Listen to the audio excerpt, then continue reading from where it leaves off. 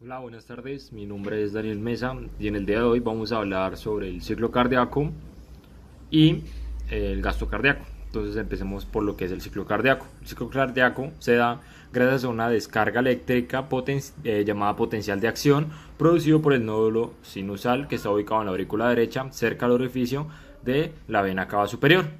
Este nódulo envía una descarga eléctrica a todas las fibras musculares. Es importante tener en cuenta que esta descarga llegará a los ventrículos en un tiempo de 0.1 segundos, permitiendo que las aurículas se contraigan antes que los ventrículos para poder bombear sangre a los ventrículos. Entonces, el ciclo cardíaco se compone de dos periodos, lo que va a ser la diástole y luego la sístole. La diástole es el periodo de relajación, donde el corazón se prepara para recibir la sangre.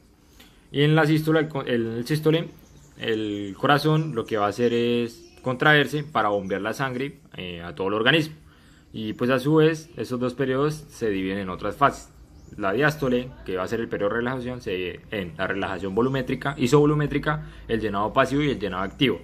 Y la sístole, que va a ser en la contracción isovolumétrica y la eyección, con un total de 5 fases para completar el ciclo cardíaco, lo cual sucede en 0.8. Continuemos definiendo el proceso de cada una de estas, ¿sí? Vamos a empezar con el llenado pasivo, que pues esto inicia en las aurículas que están completamente llenas de sangre, lo que haya una presión mayor en las aurículas que los ventrículos, lo que va a causar la apertura de las válvulas auriculoventriculares, donde irá la sangre de mayor a menor presión, es decir, por el gradiente de presión. Vamos a continuar con el llenado pasivo, que pues queda aproximadamente un 20% de sangre en las aurículas, pero pues esto tiene que llegar a su destino, que son los ventrículos, y para esto se debe ejercer una contracción. Como ya había mencionado esto, esta contracción se da por el nodo sinusal, que pues produciendo una descarga eléctrica, ocasionando contracción para que se llenen totalmente los ventrículos. Vamos con la contracción isovolumétrica. En la contracción isovolumétrica lo que va a pasar es que los ventrículos están totalmente llenos de sangre con 120 mililitros de sangre, aumentando la presión en los ventrículos, pero habrá un cierre en las válvulas auriculoventriculares, ocasionando el primer sonido cardíaco, el primer ruido cardíaco.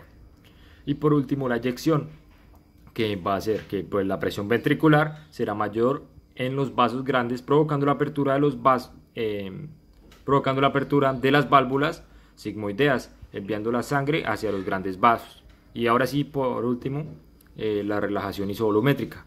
Lo que va a hacer es que pues, la presión arterial será mayor, donde la sangre intentará pasar a los ventrículos, ¿sí? Pero lo van a impedir las válvulas sigmoideas, que estarán cerradas, produciendo el segundo ruido cardíaco. Listo, una vez definido lo que era el ciclo cardíaco, comencemos a definir lo que es el gasto cardíaco. El gasto cardíaco es el volumen de sangre que el corazón envía al organismo por cada minuto, y se puede determinar el gasto cardíaco mediante la siguiente fórmula, que sería el volumen sistólico por la frecuencia cardíaca, y eso nos va a dar el gasto cardíaco. En el gasto cardíaco tenemos en cuenta la precarga y poscarga y la contractibilidad. La precarga se va a definir como la tensión que soporta los ventrículos, es decir, el volumen de sangre que distiende a los ventrículos. Cuando los ventrículos están llenos de sangre, las fibras musculares ventriculares se ensanchan para adaptarse a este volumen. Así se define la precarga, la cantidad de sangre que estirará nuestras fibras musculares ventriculares. Estará determinada por el retorno venoso, la volemia, la contracción auricular y la distensibilidad ventricular. El retorno venoso es muy importante en la precarga.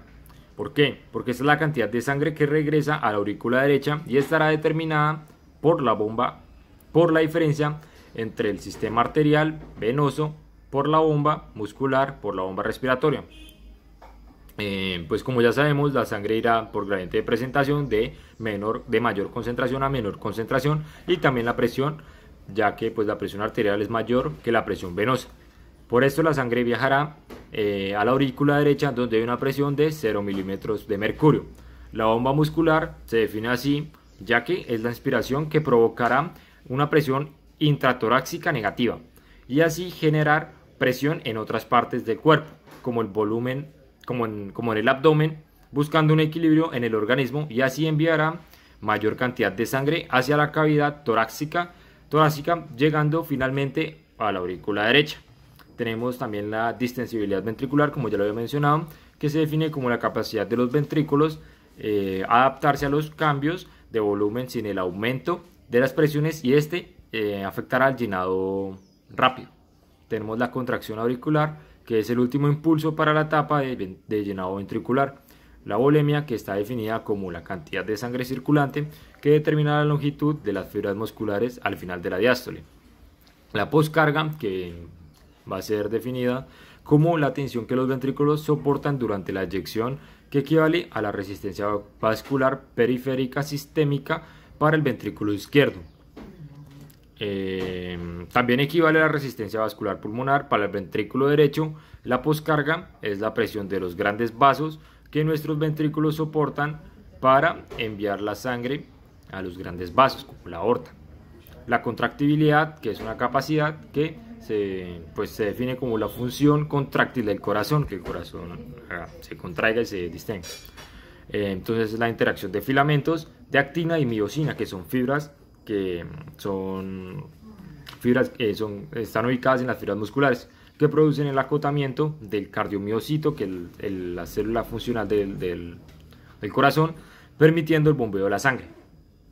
Continuemos definiendo el proceso de cada una de estas, ¿sí? Vamos a empezar con el llenado pasivo, que pues esto inicia en las aurículas, que están completamente llenas de sangre, lo que haya una presión mayor en las aurículas que los ventrículos, lo que va a causar la apertura de las válvulas auriculoventriculares, donde irá la sangre de mayor a menor presión, es decir, por el gradiente de presión.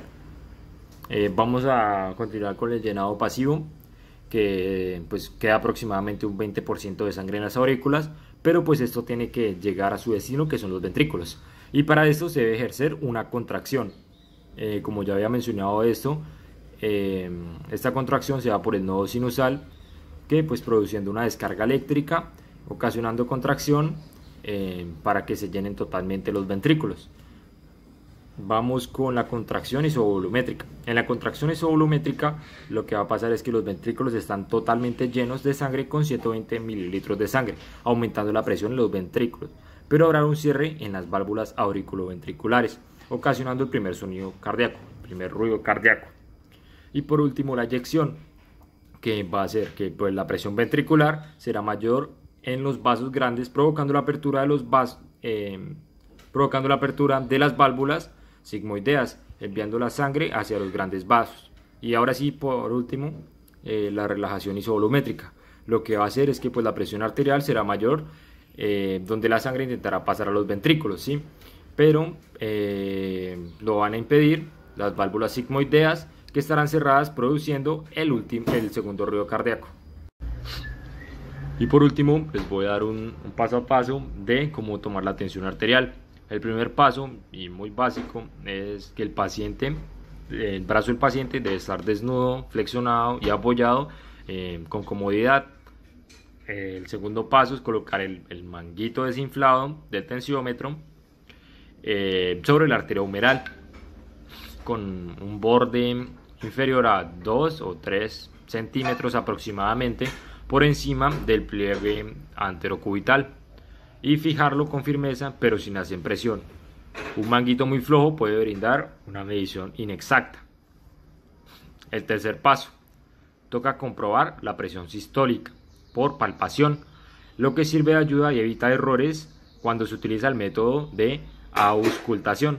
Colocar los dos dedos índices en medio para palpar el pulso humeral o el radial e inflar el manguito con rapidez hasta 20 o 30 milímetros de mercurio por arriba de presión, en la que desaparece el pulso. Desinfle el manguito lentamente a una velocidad de 2 a 3 milímetros de mercurio por segundo hasta que palpe de nuevo el pulso. La presión en ese momento corresponde a la presión sistólica, que es palpable. Toca desinflar de nuevo completamente el manguito y esperar por lo menos 30 segundos antes de volver a inflarlo. El cuarto paso es colocar el estetoscopio, la campana, sobre la arteria humeral, Quinto paso, vamos a inflar el manguito hasta una presión de 20 a 30 milímetros de mercurio, superior a la presión sistólica palpable. Sexto paso, desinflar el manguito poco a poco, como lo describía antes, y prestar atención a la aparición de los primeros sonidos. Cuando se escuchan, la presión corresponde a la presión sistólica. Séptimo paso, seguir desinflando el manguito hasta que el ruido desaparezca. Ese último ruido va a ser la presión diastólica. Desinflar todo el manguito y anotar la presión del paciente.